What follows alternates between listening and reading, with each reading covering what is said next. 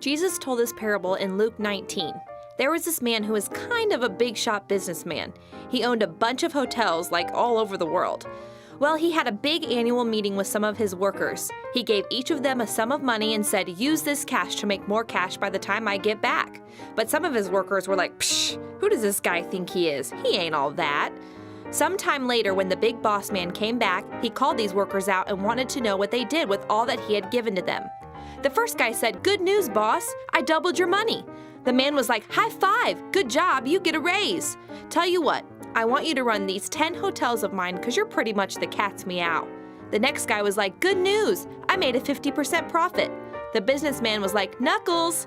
Since you two were trustworthy with the little I gave you, I want to give you a raise and have you oversee 5 of my hotels.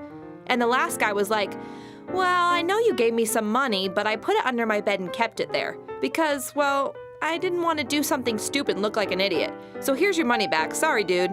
The boss said, your mistake was not doing what I asked you to do. So he took that man's money and gave it to the other guy who doubled his investment. Then he looked at the guy and said, you're fired. Then he said, risk your life and get more than you ever dreamed of. Play it safe and you wind up empty-handed. In other words, it's not yours in the first place. It's all his. Oh, and the hotel business is quite lucrative. Invest wisely.